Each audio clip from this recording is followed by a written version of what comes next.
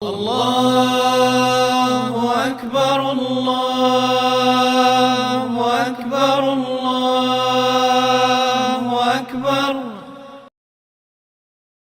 Bismillaahir Rahmaanir Raheem. Innaaa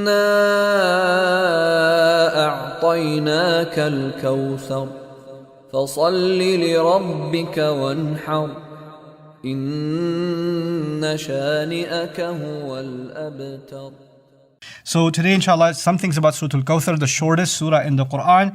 To be able to understand its placement and its logic, there are a couple of things. First, to understand the background of this surah, which takes a little bit of time to understand. It surrounds one of the saddest incidents in the Prophet's life, alayhi salatu wassalam, when his young baby boy passed away. And when this baby boy passed away, that's painful enough, but it was actually even more painful that his next door neighbor, which was his actual uncle, heard of the news. He could hear the crying on the other side of the porch, separated by just a wall, and started kind of prancing around, declaring out loud, Batara Muhammad, Muhammad's name shall not continue.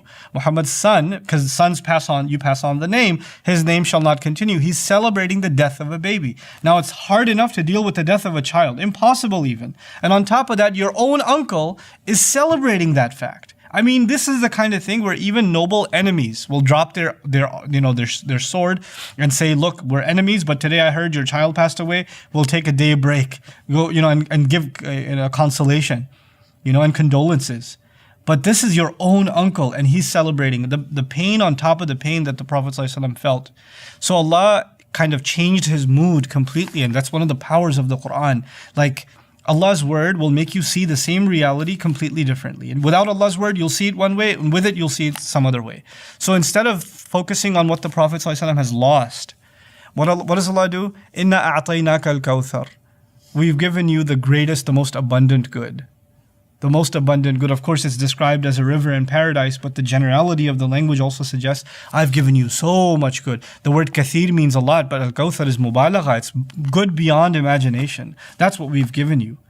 And I've given you much and much and much. So instead of thinking about the loss, which is unbearable to think about, Allah focuses the Prophet's attention on what he's been given. And that's actually a universal lesson that we're learning in this incredible surah. Another quick thing about it is Allah tells his messenger, Fasalli rabbika wanhar. Pray for your master, pray for the sake of your master, and sacrifice. Sacrifice is done usually for a aqiqah, for a celebration. And Allah is saying, what I've given you, you should still celebrate. And don't worry, you're the enemy, the one who's caused you pain, Innaaa shaani'aka, he's the one that's going to be the most discontinued. Huwal abtar. He's the most discontinued. His name and his legacy shall not continue. Now, this is the historical background of this surah, but the placement of the surah is also remarkable. It's Surah Al-Fil, fulfilling half the prayer of Ibrahim, keep the city peaceful. Surah Quraysh, fulfilling the other half of the prayer of Ibrahim, make the city prosperous. Surah Al-Ma'un, showing that the people who are currently in charge are not capable. They're not rightly qualified to run the house of Allah. They're not qualified as custodians of the Kaaba. And then Surah Al-Kawthar, you are the rightful custodian. You're the one that's been given abundant good. And as a matter of fact, what he's told to do, pray and sacrifice, Fasalli rabbika wanhar, is actually, in summary, the entire legacy of Abraham. On the one hand, Rabbi ja'alni muqimas salati, make me the establisher of prayer. That's Ibrahim's prayer, alayhi salam. And on the other hand, of course, the entire ritual of sacrifice traces back to Ibrahim alayhi salam. So in 2 words, the Prophet is being told, restore the legacy of your father. It's incredible, so beautiful. Fasalli rabbika wanhar. And then the Prophet's being told, by the way, those who have already been described as not qualified to run this house will become your enemy, but don't worry, their legacy shall not continue. That house will be worshipped. The worship will take place at that house in the way, and continue to take place in that house in the way that is true to the spirit of Ibrahim alayhi salam, and that is something we continue to enjoy to this day.